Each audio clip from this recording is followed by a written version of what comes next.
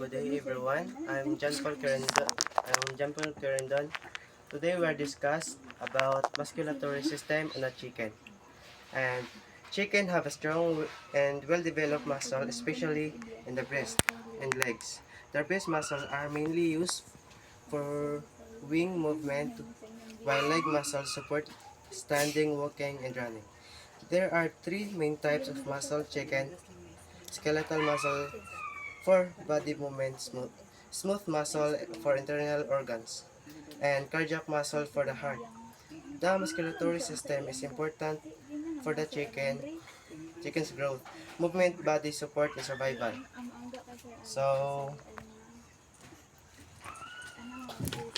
we were having gloves to protect our hands from the dirt, bacteria, and possible contamination.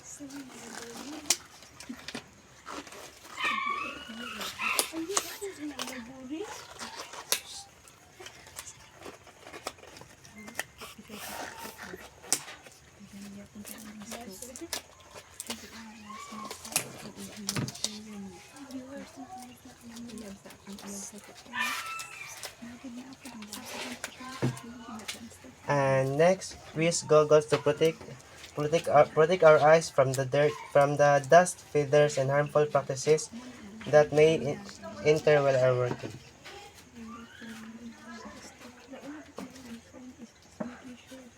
Lastly, we wear a mask to avoid inhaling dust, odor, and microorganisms that may affect our health. Hi girls.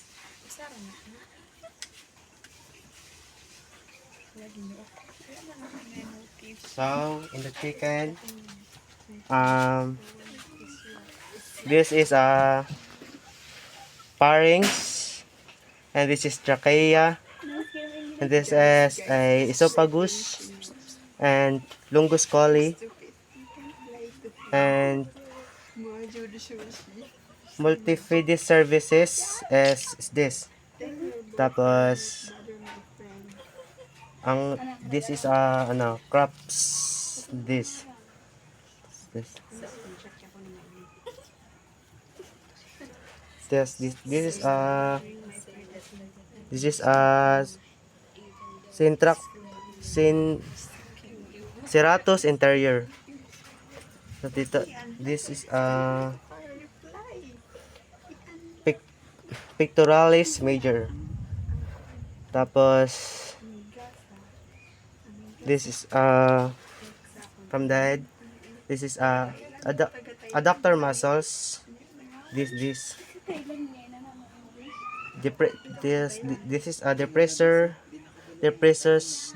mandibulae. Thus, this is a complexus. This is a semipinalis. This this. Thus, in the wings, we have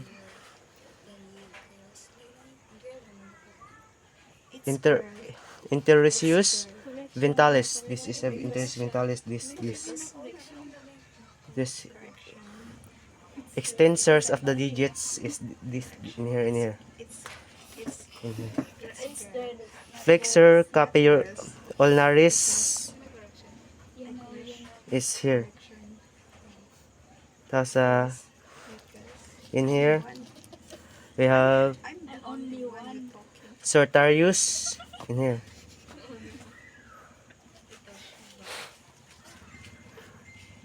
Tapos tibialis interior in here. Tapos